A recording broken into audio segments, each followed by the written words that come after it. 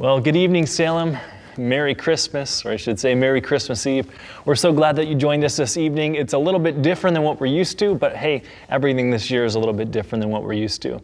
We hope that this is an opportunity for us to just get together as a church family, to feel connected, to see some familiar faces, and to be encouraged about the good news of Jesus' birth. And so that's what we want to do. We hope you enjoy this special presentation. It's not going to be too long. You can get back to whatever you were doing pretty shortly. But again, just hope you enjoy this evening.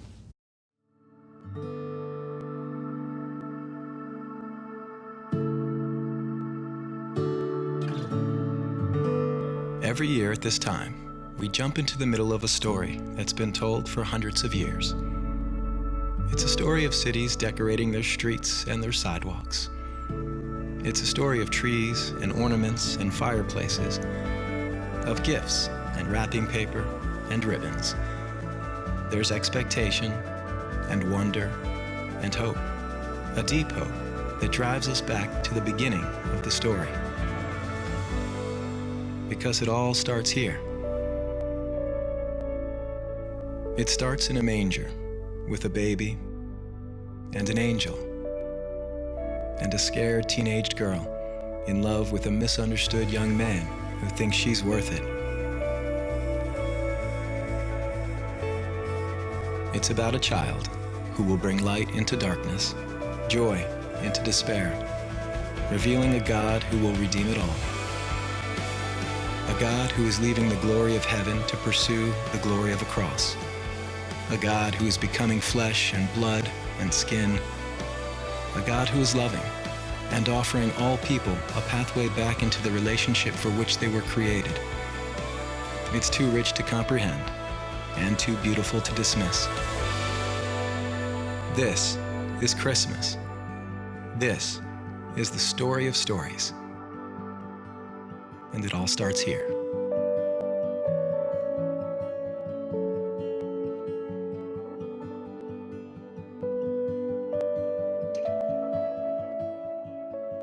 Great time. Merry Christmas. Merry Christmas. All right, so we're going to be reading the story about Jesus' birth, coming out of Luke chapter 2, verses 1 to 20. The birth of Jesus, chapter 2. In those days, Caesar Augustus issued a decree that a census should be taken of the entire Roman world. This was the first census that took place while Quirinius was the governor of Syria, and everyone went to their own town to register. So Joseph and his fiancée Mary left Nazareth, a village in Galilee, and journeyed to their hometown in Judea, to the village of Bethlehem, King David's ancient home. They were required to register there, since they were both direct descendants of David. Mary was pregnant and nearly ready to give birth. While they were there, the time came for the baby to be born, and she gave birth to her firstborn, a son. She wrapped him in cloths and placed him in a manger, because there was no guest room available for them. And there were shepherds living out in the fields nearby, keeping watch over their flocks at night. An angel of the Lord appeared to them, and glory of the Lord shone all around them, and they were terrified. But the angel said to them, "Do not be afraid. I bring you good news. It will be great joy for all the people. Today, in the town of David, a Savior has been born to you. He is Christ the Lord." Today, in the town of David, a new Savior has been born, Christ the Lord. This will be a sign to you that you will find a baby wrapped in clothes laying in a manger. Suddenly a great company of heavenly hosts appeared with angels praising God and saying, "Glory to God in the highest, and on earth peace to men on whom his favor rests." When the angel had returned to heaven, the shepherds said to each other, "Let's go to Bethlehem. Let's see this thing that has happened, which the Lord has told us about." They hurried to the village and found Mary and Joseph, and there was the baby lying in the manger. After seeing him, the shepherds told everyone what had happened and what the angel had said to them about this child. All who heard the shepherd's story were astonished. But Mary treasured all these things and pondered them in her heart. The shepherds returned, glorifying and praising God for all the things they had heard and seen, which were just as they had been told.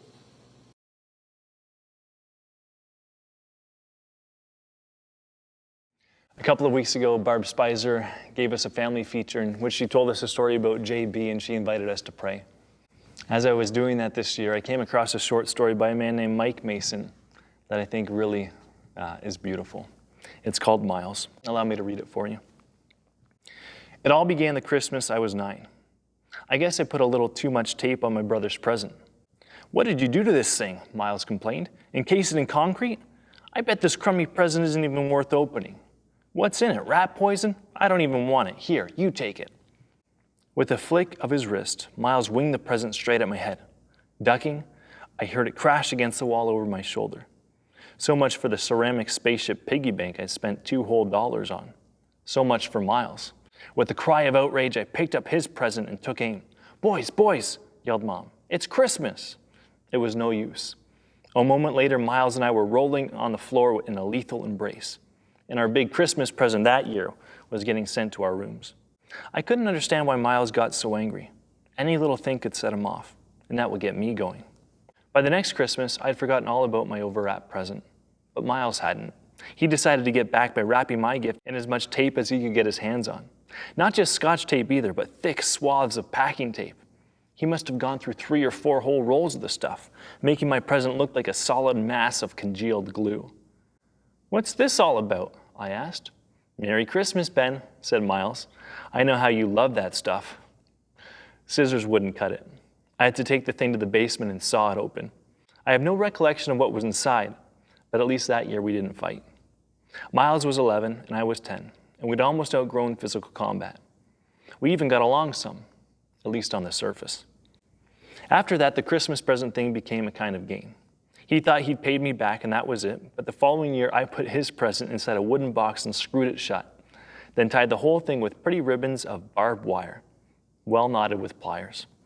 I was disappointed when it only took Miles about 10 minutes to get into it. Next time I'd do better. By the following Christmas, however, I was the one who forgot about the game. So it came as a complete surprise when Miles led me to the kitchen, pointed at the freezer, and told me to open it. "You're giving me food? Just open it." Inside was a huge block of ice. In the middle of the block, far away and blurry, like something appearing through a thick fog, was what looked like a small scrap of red Christmas paper. I heaved the block out of the freezer. It must have weighed 50 pounds. "What am I supposed to do with this?" "It's up to you," said Miles. "Put it in a glass of pop, maybe, or toss it in the backyard and wait for spring." Again, I've forgotten what the present was. All I remember is the ice. In fact, for the next few Christmases, I have no idea what we gave each other. I recall only the wrappings. Each year they became more ingenious, more outlandish, more impenetrable. One year, I really did encase Miles' gift in concrete. The next year, he welded mine inside a metal box and buried it in the backyard, where I had to locate it with a metal detector. And then there was a year when global positioning was all the rage.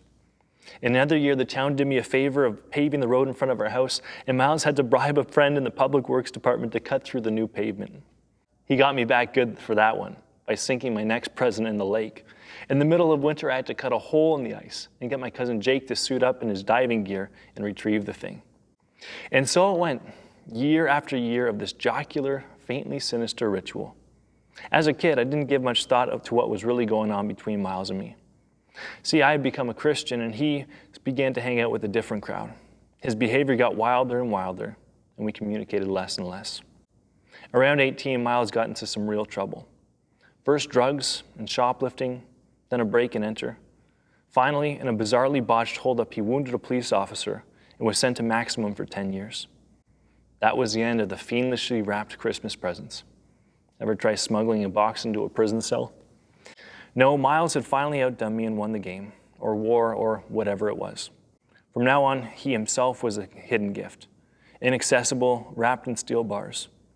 The few times I visited him, what was there to say? There was no getting to him. I began to pray for Miles. Prayer, I figured, was better than any hacksaw, better than any global positioning system. I prayed with great faith, expecting dramatic results. Nothing happened. Several years later, while going through the motions of the usual strain visit with Miles, I happened to mention that our parents were moving. "What? Selling the house?" He looked startled. "Yeah, it's too big for them now." After a thoughtful pause, he said, "Well, I might as well tell you. You know the big oak tree in the backyard? Take a metal detector and sniff around the trunk, about 6 feet up. you'll find a surprise. What? Inside the tree? Yeah, it'll be all overgrown now. I don't know how you'll get it out without cutting the tree down, but there, now I've told you. One January, Miles had bored a hole into the core of the tree and inserted a small object. By Christmas, he reasoned, the wound would be nicely healed. But that was the year he went to prison, so he never told me. As it turned out, I didn't have to fell the tree, but I did make a mess of it. When I finally retrieved the present, I was awed. It was an engraved Rolex watch, probably stolen, but still, Miles had never given me anything so personal. The engraving was of my initials entwined with a cross. Touched, I thanked him sincerely. And the more I thought about it, the more I wanted to give him something as meaningful in return. But what? Around that time, our dad, an aeronautical engineer, happened to land some work on the Canadarm for the International Space Station. One thing led to another. He was able to pull some strings, and that Christmas, I proudly told Miles that his present was in orbit around the Earth. I knew he was impressed. As a kid, he had been intensely interested in space and always said he wanted to become an astronaut. I could hardly keep from revealing what his gift was, a splendid star sapphire. But of course I couldn't tell, even though I knew his chances were slim of ever retrieving it. And this made me slightly uneasy. However, the following year, Miles was released on probation, and one of the first things he did was to contact Robert Thirsk, a Canadian astronaut who aided my mission. One night, around 2 a.m., the phone rang. "I gotta hand it to you, Ben. You almost got the better of me this time. But that thing you gave me, it's real pretty." After a pause, Miles added, "Thanks." That was all he said, but I heard a change in his voice. And after this, all our talks were more relaxed. A few months later, he reoffended. It was selling some drugs, but it was enough to land him back inside. And so another year passed, and another Christmas rolled around. I went to a party at the prison, and Miles looked in fine form. We swapped stories about childhood and chuckled away as if we'd been best buddies. Just as I was leaving, he tapped me on the shoulder. "By the way, maybe you've heard about the new mission to Mars next year. Well, your Christmas present will be going along." "Mars?" I said in astonishment. "Yeah, after orbiting Mars, it's going on to some other planets, and eventually it will leave the solar system." Miles' grin was so wide, I thought the top of his head would fall off. And then he started laughing so deep and long that there was no more talking to him. That's how I left him, standing beside the 12-foot Christmas tree in the prison with his shoulders thrown back and his face aimed at the sky, looking like a perfectly free man. I have no idea what's on the spacecraft to Mars. I guess I'll never know, any more than I can know what's wrapped up inside my brother. That cross on the back of my watch. Was it just for me? Or did it mean something to him too? Who knows? The best gifts have to wait for eternity.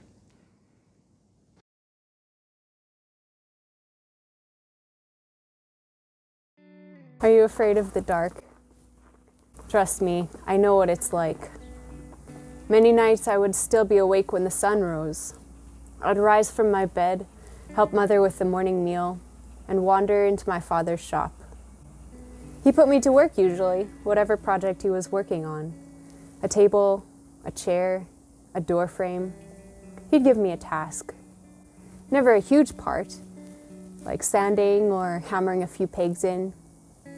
It always gave me such joy to look at the finished product and know that I had a part.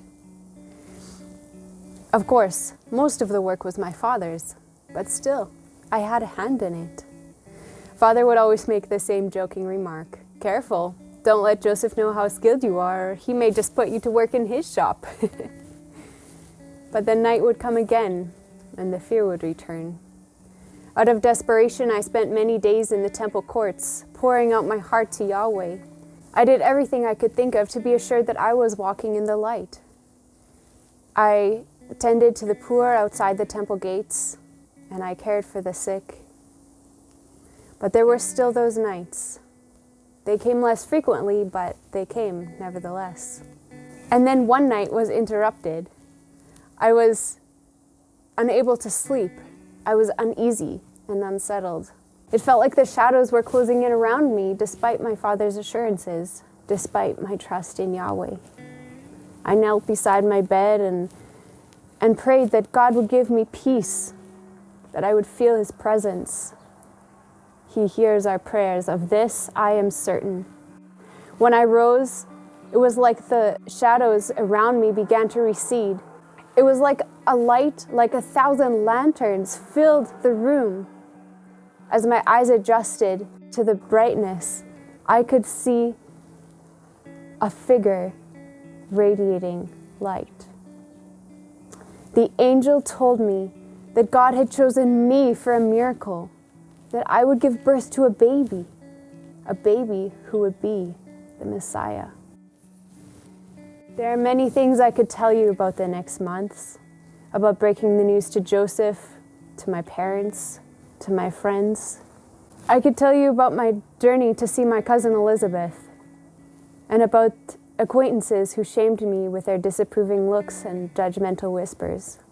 I could tell you all of this and more, and perhaps someday I will. I've stored it all up in my heart. But not tonight.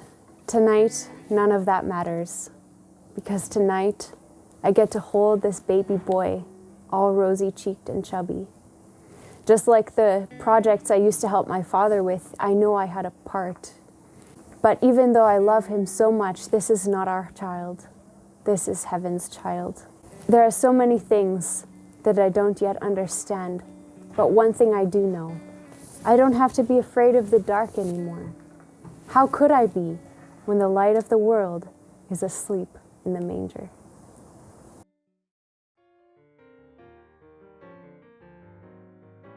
Jesus is born. Jesus is born. Yay! Jesus is born. Jesus is born. Jesus is born. Jesus is born. Jesus is born. Two births to Jesus. Jesus is born. Jesus is born. Jesus is born. Jesus is born. Merry Christmas, everybody. Jesus is born. What amazing news. Well, we're going to leave it at that. Thank you so much for tuning in. You can go ahead and open your Christmas adventure box now. Yours is probably hopefully still under the Christmas tree. And I encourage you to make use of that. There's some great activities for the whole family to remind you of the true meaning of Christmas. Until next time, take care.